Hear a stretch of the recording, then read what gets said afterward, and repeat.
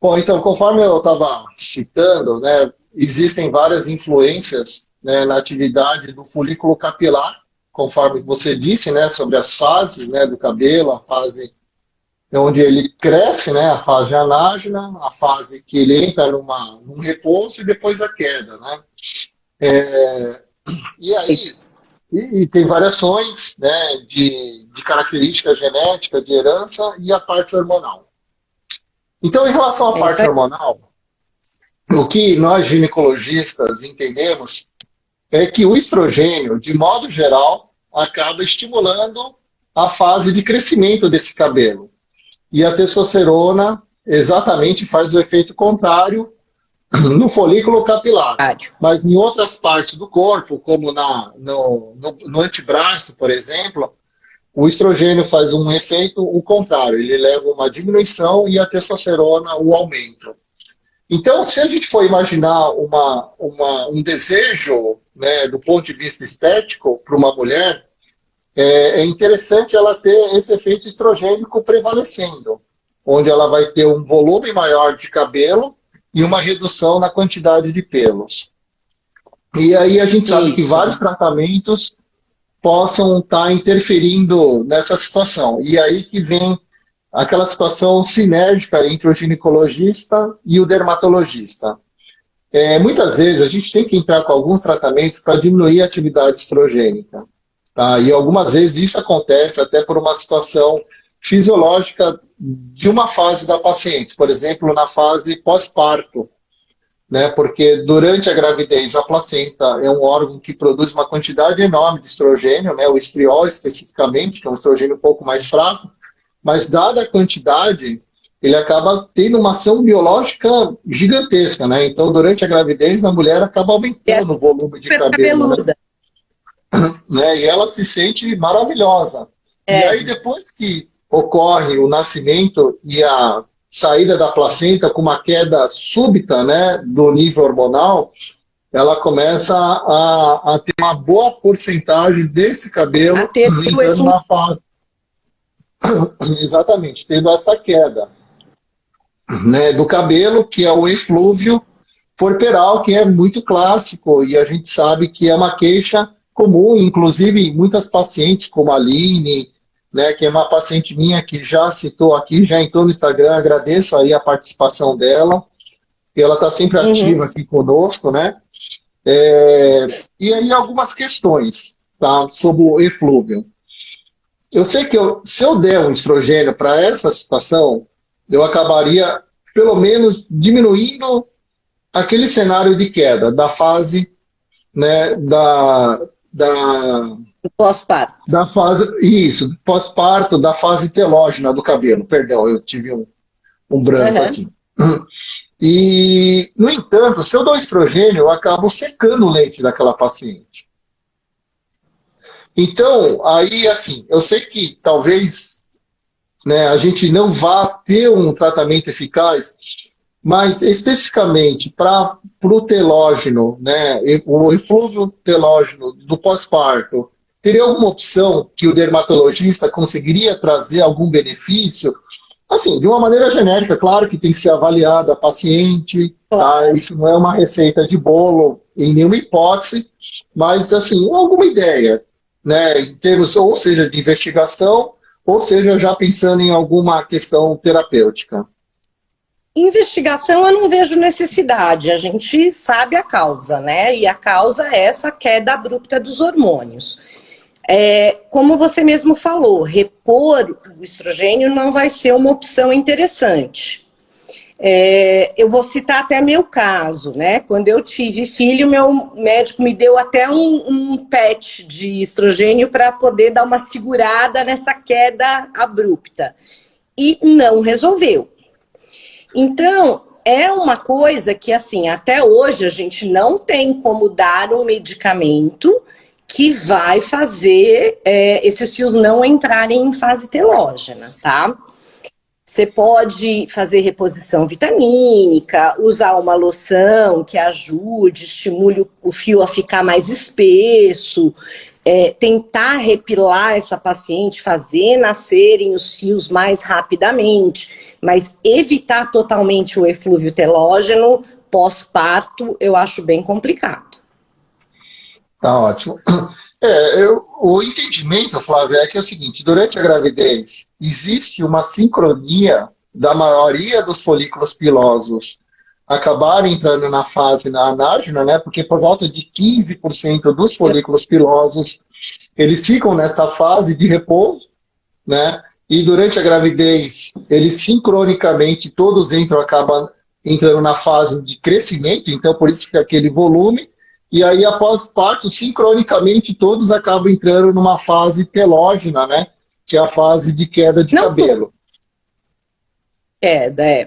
O importante é explicar para a paciente que esses fios vão nascer novamente, tá?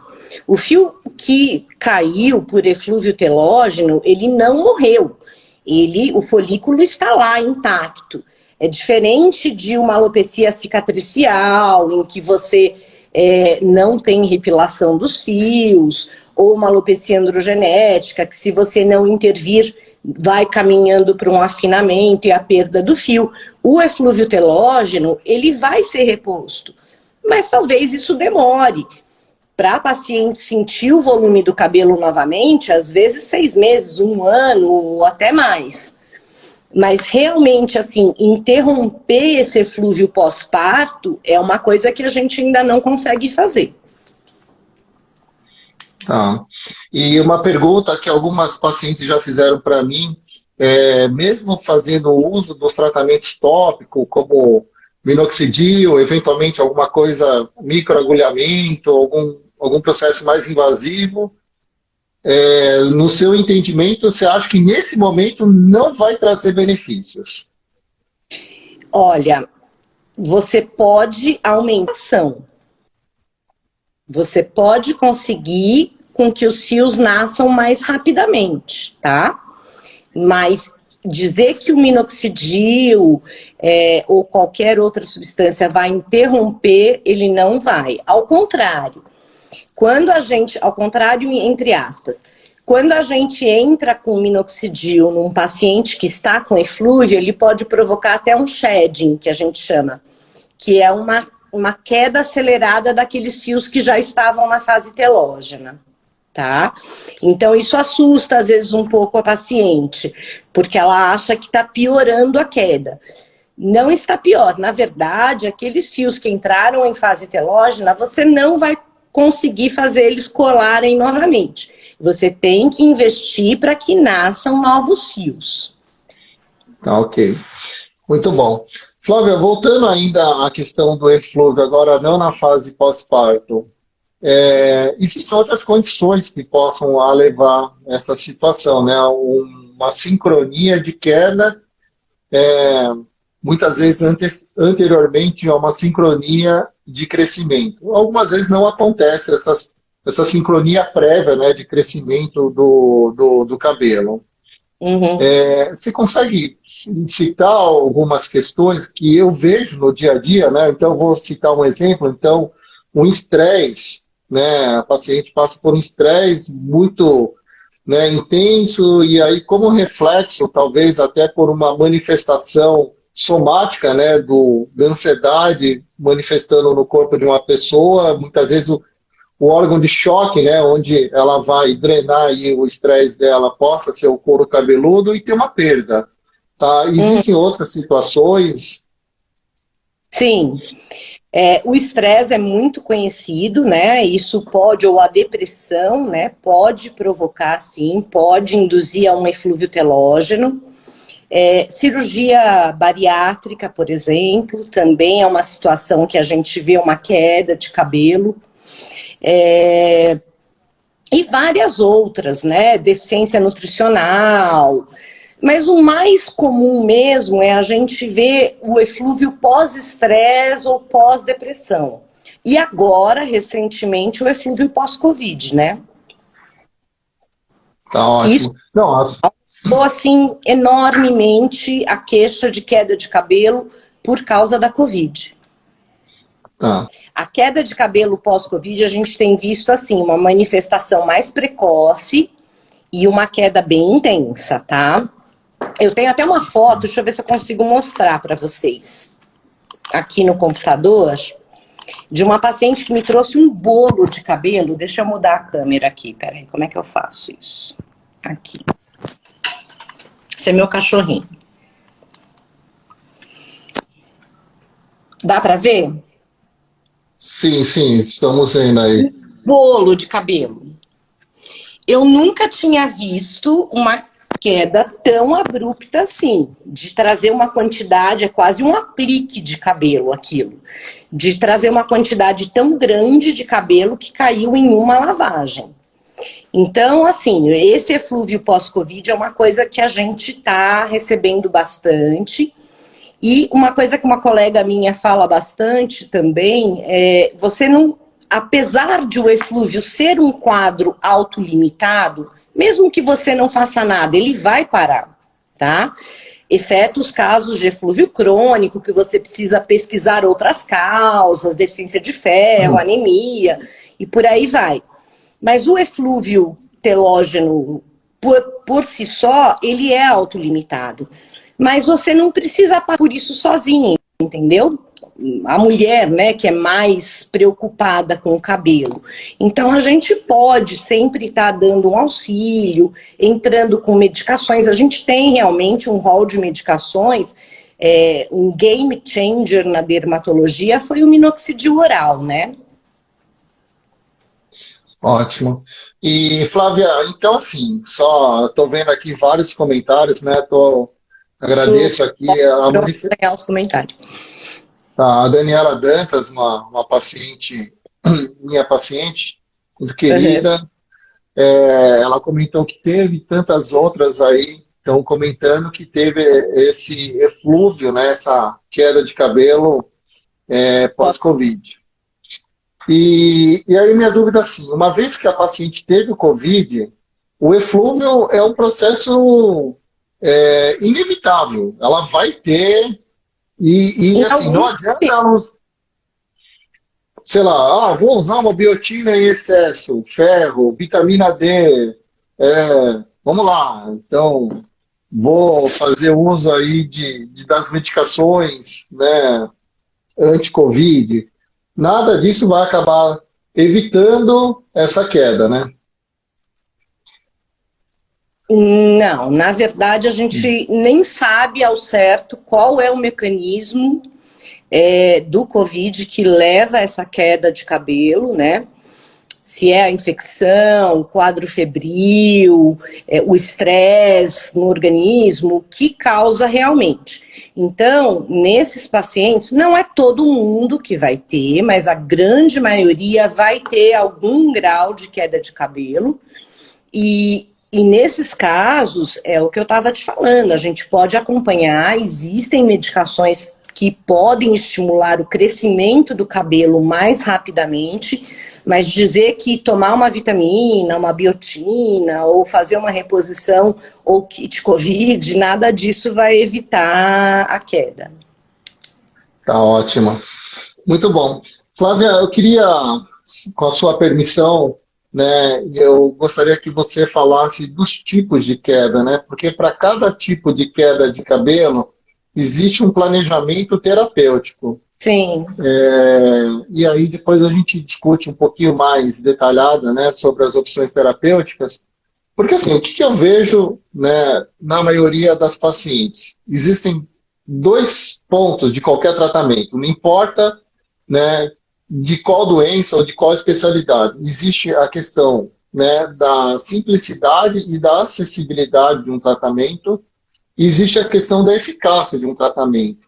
Muitas vezes, quando o tratamento é acessível e também simples e com uma boa eficácia, sempre é a nossa primeira opção.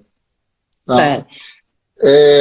Algumas vezes, tá, a paciente ela tem um tratamento mais eficaz, mas um pouco mais complexo, ou eventualmente até um custo maior, mas não tão eficaz. E ela tem uma outra opção não tão eficaz, mas um pouco mais simples. E eu acho que muitas vezes esse balanço entre a complexidade e também a eficácia são dois pontos, né, que os pacientes procuram de modo geral, e a gente também pauta um pouquinho, mesmo que não seja de uma maneira tão clara, tão consciente nessa questão, de a gente tornar mais acessível.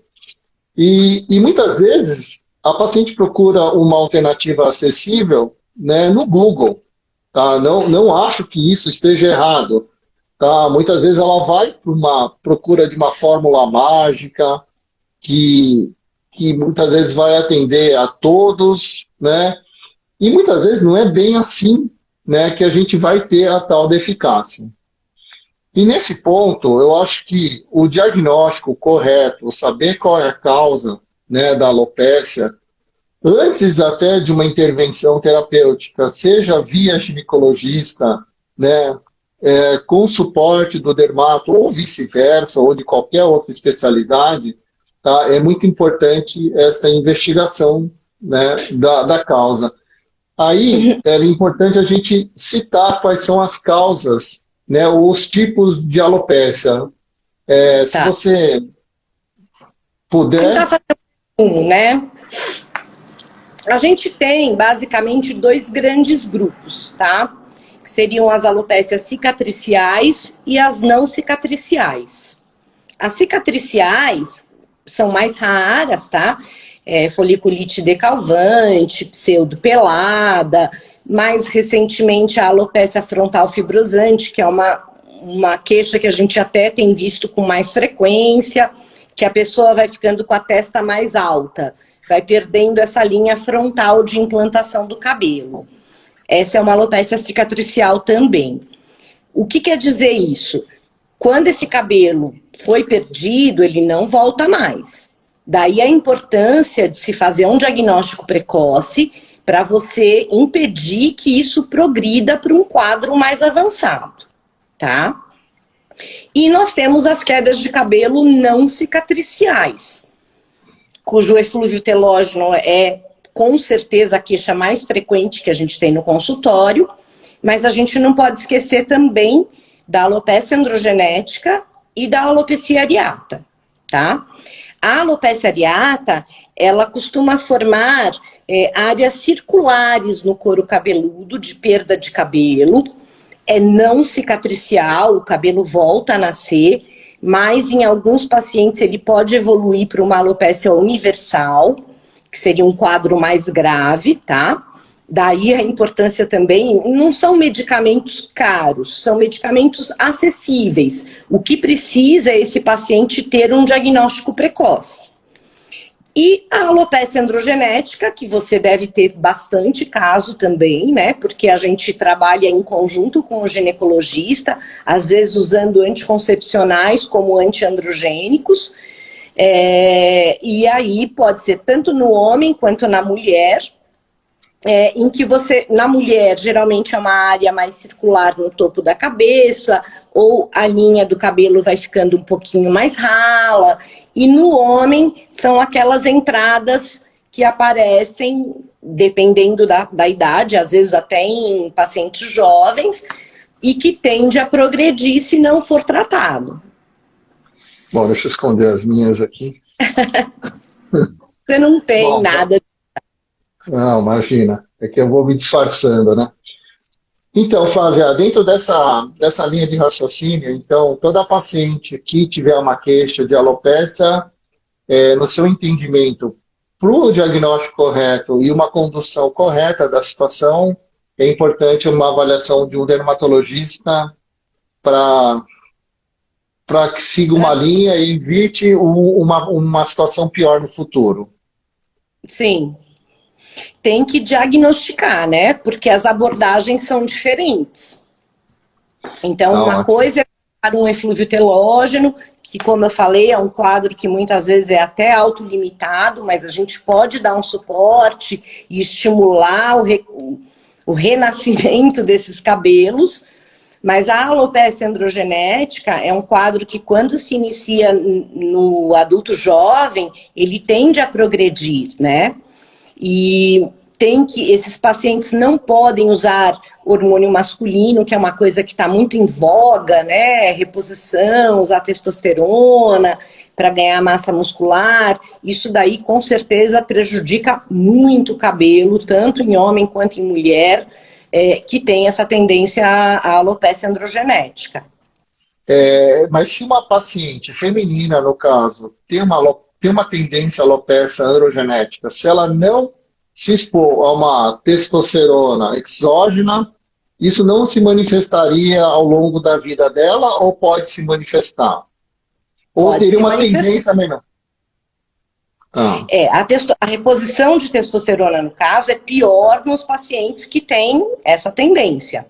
Mas, às vezes, a pessoa não tomou nada, não fez reposição com testosterona e acaba evoluindo para uma alopecia androgenética. Então, o diagnóstico precoce vai impedir que ela evolua para um afinamento. A alopecia, geralmente, ela não provoca uma queda abrupta, como é o eflúvio. A pessoa não vê tantos fios de cabelo caindo na hora de lavar ou no pente. Ela vai percebendo um afinamento do cabelo, é uma miniaturização do fio, que é hormônio dependente. Às vezes, a pessoa não tem nenhuma condição, porque a gente sabe, síndrome do ovário policístico pode evoluir com uma tendência de queda do tipo alopecia androgenética. Mas, às vezes, a pessoa não tem nenhuma alteração hormonal, você pede exame, está tudo ok, mas ela tem mais receptores no couro cabeludo, nessas áreas hormônio dependentes, que leva à queda de cabelo. Ou afinamento progressivo do cabelo. Tá, ok. E Flávia, em relação à alopecia androgenética, voltando um pouquinho nesse assunto, né? A gente sabe que a testosterona que age no folículo piloso é uma testosterona que precisa ser convertida em dihidrotestosterona por uma enzima que é a 5-alfa-redutase. E a gente utiliza muito, né, os dermatologistas utilizam muito os inibidores da 5-alfa-redutase, né, a finasteride, a clássica, né, a dudasteride, né, e para uma paciente que tem uma tendência à alopecia androgenética, o uso crônico, ele é recomendado, é corriqueiro no meio dermatológico ou não? Utiliza numa fase curta, né, no período curto? Olha, geralmente a gente mantém esses pacientes com terapia antiandrogênica por bastante tempo. Tem também os antagonistas, né, de receptor de hormônio masculino, como a espironolactona. Tem uma droga nova que está surgindo, que é a bicalutamida. Eu ainda não tenho experiência clínica com ela, mas os estudos sugerem que ela é muito boa. Eu acho que é uma coisa bem legal que vai surgir aí. Então, a gente usar esses antiandrogênicos, geralmente é por um período bem prolongado. Por quê? Quando você suspende o antiandrogênico, você volta a ter a ação, né, da conversão da testosterona pela 5-alfa-redutase e volta a ocorrer a miniaturização do fio. Pode ser que você consiga manter o paciente com algum tópico, usando um minoxidil tópico, por exemplo, e que ele consiga manter a quantidade de cabelos que ele tem. Mas isso é uma coisa que a gente tem que avaliar caso a caso. Perfeito. Flávia, muito obrigado por compartilhar esse seu conhecimento, né? Agora, uma questão, assim, eu vou puxar um pouquinho agora para o entendimento ginecológico. Tá? Uma queixa muito comum de pacientes com síndrome do ovário policístico, tá? É justamente a alopecia. Tá? É uma queixa bem comum. E normalmente para essas pacientes a gente acaba utilizando aí uma pílula, né, conforme você citou, né, já que tem ação antiandrogênica, principalmente a ciproterona, é a mais clássica de todas, mas o Gestodeno tem esse efeito, tá? E também alguns outros, e evita as progesteronas da ação de testosterona. E também eu acho que é muito importante, né, na paciente que tem a síndrome do ovário policístico, porque ele não é uma doença ginecológica apenas, tá? É uma doença metabólica de modo geral, por uma maior resistência à insulina. Eu vou falar um pouquinho aqui uns termos técnicos, né, que acaba aumentando o IGF, né, que é a Insulina Growth Factor, e acaba, de certa forma, também aumentando um pouquinho a ação da 5-alfa-redutase. Então, eu acho que aquela paciente com alopecia, com síndrome ovário policístico, realmente se beneficia muito, e esse é o motivo da minha pergunta, né, com o uso dos inibidores da 5-alfa-redutase, né, juntamente com a ciproterona. Algumas vezes a gente vê que a ciproterona, por si só, não é o suficiente para atender o desejo, né, que aquela paciente acaba tendo. E junto com isso, eu acho que a questão nutricional é muito importante, né, a dieta, e aí eu gostaria que você citasse um pouquinho, né, qual a importância da atividade física, qual a importância da dieta na alopecia também, que muitas vezes a paciente fala, putz, doutor, como que eu me ajudo aí a gente sempre fala, olha, se você perder peso, tá, isso vai ajudar. E só para explicar, o tecido gorduroso, ele acaba, de certa forma, convertendo o estrogênio, tá, em testosterona, porque ele produz, tá, a enzima que chama-se de aromatase. Tá? E, então, perdendo peso, a gente acaba muitas vezes diminuindo a atividade excessiva da testosterona. Tá? Principalmente uma testosterona aí não muito, né, agradável para o corpo. E aí eu gostaria que você citasse aí a sua visão, né, dermatológica. Tá. Deficiência nutricional, a gente tem que checar o que está acontecendo, como eu tinha te falado antes. O paciente pode estar com uma anemia, pode estar com uma deficiência de vitamina D. Nos pacientes veganos, a gente vê deficiência de vitamina B12. Então, precisa de uma investigação para saber o que você vai repor. Tá? Isso é importante. E nesses pacientes que você falou, quando tem alguma alteração outra, os inibidores da 5-alfa-redutase fazem um papel maravilhoso, tá? A gente usa bastante também, tanto a dudasterida quanto a finasterida. Tá ótimo. E, Flávia, em relação ao hipotiroidismo, hipertiroidismo, uma vez compensado, acaba tendo um comportamento normal em relação à alopecia, ou você acha que tem uma necessidade, uma atenção especial nessas pacientes com alterações, né, da atividade da tireoide? Não, normalmente normalizando a função tireoidiana, a tireoide funcionando bonitinha, ela estando com os níveis hormonais dela ok, geralmente a queda de cabelo reverte totalmente. Não precisa fazer...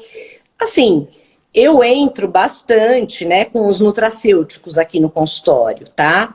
Mesmo sem alguma deficiência específica, a gente lança mão de biotina, zinco, selênio, silício, como substâncias adjuvantes. Mas dizer que isso é uma necessidade, não é. Porque a função tiroidiana estando boa, o paciente volta a ter, para de ter a queda de cabelo. Tá. E essa é uma pergunta fundamental, Flávia. Quanto tempo a paciente tem que aguardar para ela perceber um resultado de qualquer tratamento, de modo geral? Porque assim, a paciente ela fala, putz, comecei a tomar biotina. Aí no dia seguinte ela já quer ter uma expectativa de ter uma redução de queda, pelo menos. E como que tem que ser trabalhada essa expectativa? Então, a gente tem que deixar o paciente bem ciente de que o cabelo demora para crescer novamente, né?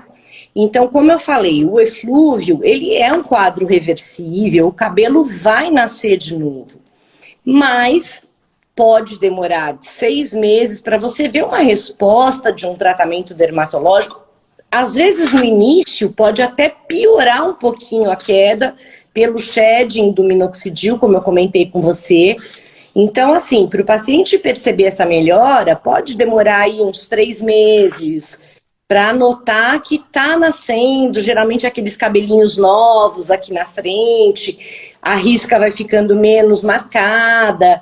E para voltar à densidade mesmo que o paciente tinha antes, pode demorar até 1 ano.